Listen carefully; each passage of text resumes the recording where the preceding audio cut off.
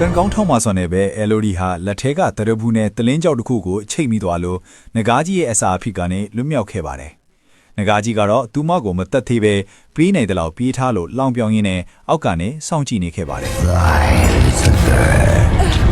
အဲလိုဒီဟာချွန်ထက်တဲ့တလင်းကြောက်ဒီကြားမှာအသက်လွတ်တက်ရင်းနဲ့နောက်ဆုံးမှာတော့ဂူရဲ့ထွက်ပေါက်စီကိုရောက်ရှိသွားပါတယ်။ဒါပေမဲ့သူမဝမ်းတာရတာခဏလေးပါပဲ။ခုအပြင်ဘက်ကလွတ်မြောက်ရလမ်းမဟုတ်ပဲမြင်ပါလာတဲ့တောင်ထွတ်တစ်ခုသာဖြစ်နေလို့အဝေးကအော်ရီယာနိုင်တော်ဒီကိုမြင်နေရပေမဲ့ရွှေ့ဆက်ထွားဖို့လမ်းမရှိတော့တာကြောင့်သူမမျောလင့်ချက်မဲ့စွာငိုကြွေးနေမိပါတယ်အတန်ကြောင်သူမငိုကြွေးနေခဲ့ပြီးတဲ့နောက်တောင်အောက်မှာနန်းတော်ဘက်ကနေမြင်းစည်းလာတဲ့လူတစုကိုသူမလှမ်းမြင်လိုက်ရပါတယ်အဲလိုဒီဟာအားတက်သွားပြီးသူတို့ကြောင်အတန်ကုန်အော်ရစ်အကူအညီတောင်းခဲ့ပေမဲ့အရန်ဝေးကွာလွန်တာကြောင့်ဘယ်သူမှသူမအတန်ကိုမကြားနိုင်ခဲ့ဘူး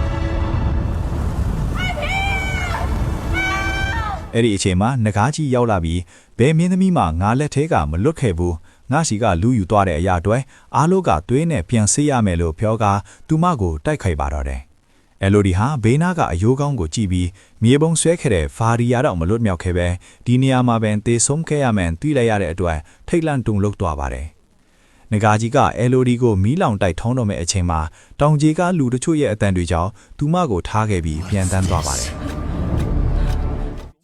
အဲ့ဒီနောက်မှာတော့သူမအဖေရဲ့အော်ခေါ်တန်းကိုကြားလိုက်ရလို့အဲလိုဒီဟာအမြဲဆုံးဆင်းသွားခဲ့ပါတယ်။ဒီအချိန်မှာသူမဟာငကားတိုက်ထဲကထူးဆန်းတဲ့တမိုင်းကြောင်းကိုသိလိုက်ရပါတယ်။အတိတ်တုန်းကအော်ရီယာရဲ့ပထမဆုံးဘီရင်ဟာငကားကုထဲကိုကျူးကျော်ဝင်ရောက်ငကားသားပေါက်လေးတွေကိုတတ်ဖြတ်ခဲ့ပါတယ်။ငကားကြီးကဒေါသထပ်ပြီးဘီရင်ကိုတတ်တော့မဲ့အချိန်မှာဘီရင်ကအတနာခံခဲ့လို့ငကားကြီးကပတင်းရင်တကူတောင်းဆိုခဲ့ပါတယ်။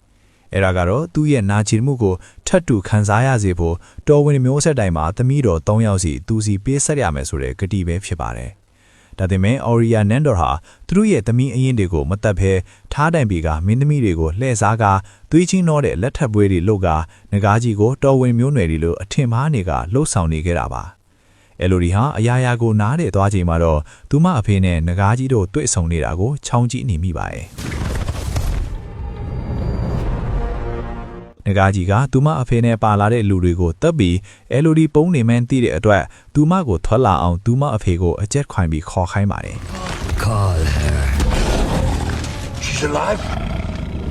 Elodie's still alive? Hiding.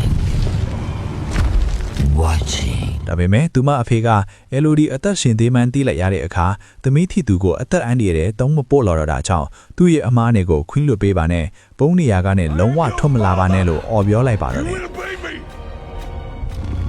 Now I order you! Do not come out! ဒေါသထွက်ထွက်ရဲ့ငကားကြီးဟာသူမအဖေကိုလက်သွေးနဲ့ထိုးဖောက်တက်ချက်လိုက်ပါတယ်အရာရာကိုမြင်နေရတဲ့အဲလိုဒီဟာကျဲကွဲဝိုင်းနေစွာငိုကြွေးနေနေသူမအထံကိုငကားကြီးကကြားသွားပါတော့တယ်